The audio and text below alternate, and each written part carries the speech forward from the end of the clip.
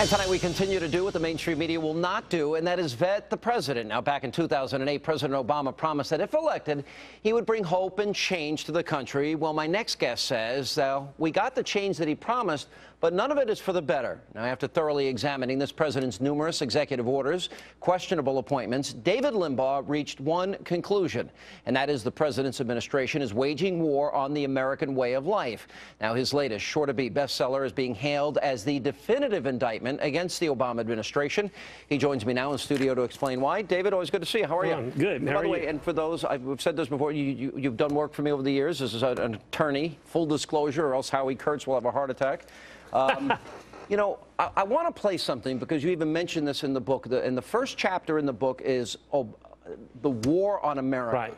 All right. I want to show how Obama blames the American people. We know he blames everybody and anything. Right. I want to show he blames the American people for the bad economic news. We've lost our ambition, our imagination, and our willingness to do the things that built the Golden Gate Bridge and Hoover Dam and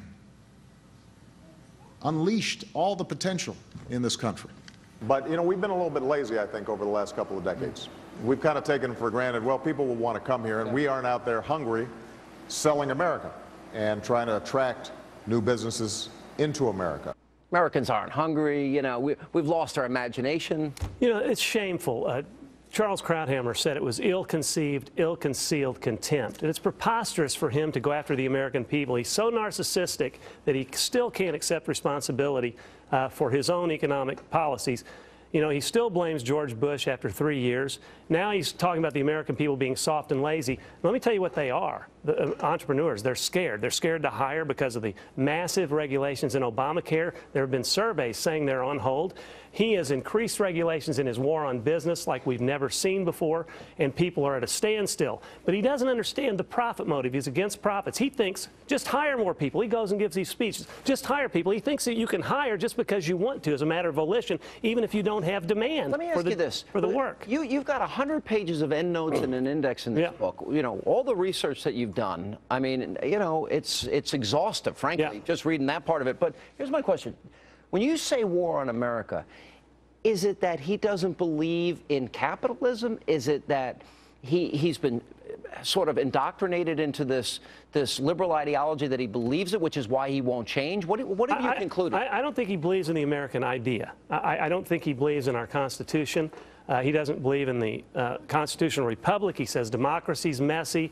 He kind of wishes he had it like China. I know he says that tongue-in-cheek, but he now says he wishes he could get things done as if he had sole power. The thing is, and people forget, he did get things done. He got his way. You've mentioned this on his show, and you've challenged people who've said otherwise. He got Obamacare. He got the stimulus done. He promised unemployment wouldn't go above 8%. He got his way, and it did go above 8%. Now he owns it. Let's hold him accountable. What do you think it is, though? Is it that the America that, you know, has made us so prosperous and successful? Well, you know, because you go into this about oil, you go into this about the economy, you go into his attacks on conservatives, which are numerous, too numerous to even mention. What is it that he believes? Where does this come from? Well, I think that he believes that in a more socialistic form of government, that business cannot create jobs without the prompting of the federal government. That's why he gave that Osawatomie speech where he talked about Teddy Roosevelt, on to businesses, antitrust and all that, implying that we conservatives believe in unbridled markets and we wouldn't even regulate under the rule of law or antitrust laws, and that's not true. But we need freedom. We need businesses to operate in a free environment with lower taxes, lower regulations, so that they can do their thing. And he has no idea, has never met a payroll. After I watched all the research that you did, as I said, is exhaustive. Yeah. What do you fear the most if he were to get reelected? Well, the things that he's done, even with an election pending in 6 months or so, are frightening. He's still doubling down on his Keynesian spending, on his debt, refusing to rein in the debt, refusing to give us a plan on entitlements, refusing to lead the Senate into giving us a budget after 1,100 or so days. I fear that he would do more administrative in-runs around Congress, more abuses of authority with his executive power, and would create even more debt. And we only have a 2 to 3 year window, according to experts, if you listen to what Paul Ryan says. And that is, I can't emphasize how grave this situation is. We're not just being sensationalistic. We're not being hyperbolic. The future of the country turns on this election. Do you think this is a turning point election? All right, so here's my next question.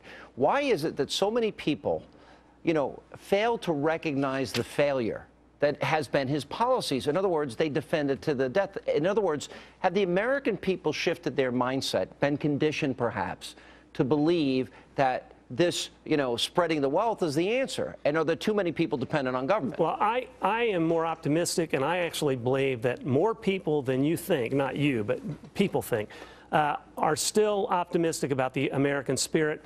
And if he gets defeated, there will be an unleashing of optimism like we've never seen before. And I actually think he will be defeated, notwithstanding the fact that 49.5% of the people are not paying income tax anymore. I actually think that people will vote him out. I think he's way less popular than the mainstream media would have us believe, because his record has been an abysmal failure. People can see it. You know, terrible failure. It's funny, as I read your book and you go through everything from the economy, the war on the economy, the war on culture, the war on values, the war on oil, the war on energy, and then national security, you go through this whole thing. I was surprised because and this is why I almost call the book encyclopedic, because it is chapter and verse on his presidency. I found that there was so much I forgot. Do you think people forget? I mean, it's almost been on a daily basis. No question. We've almost become numb to it because there is such an overwhelming amount of evidence of things that he's done. And I want to be, this is almost humorous. When I finished writing the book, I had probably 12,000 articles in 57 folders. I'm not exaggerating. It was overwhelming. Wrote the book in 5.5 months, went through the editing process. Then I started reading it and preparing for these interviews. And I was overwhelmed reading it again. I can't even remember how am I going to do interviews. There is so much that he's done. And you can read it, and you lived it all, and you're still surprised when you read some of the stuff. But what it does, you put it all, it puts it all together. That's the point. And, well, I want people to see it together because the evidence is overwhelming. This is our kids' futures we're dealing with, and I'm not making this up to sell books. Of course I want to sell books, but I would not want to sell any book if he gets elected. I mean, I would trade anything for that. Get him defeated. We have to defeat him. Do you feel that America as we know it goes away? Yes, we'll lose America for a generation. He's undermining our defense capabilities. He's driving us over the financial cliff.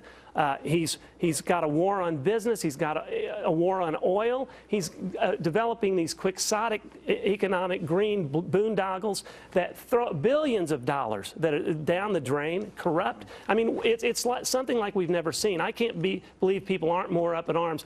They will be if they read this book, because the facts are here. 1,300 footnotes. It's all there. All right. The Great Destroyer. David Limbaugh. Great to see you. Thank you so much. And his nationally syndicated column is available on most of the big websites, conservative sites. Thanks for being with us. Thanks for having me. All right, time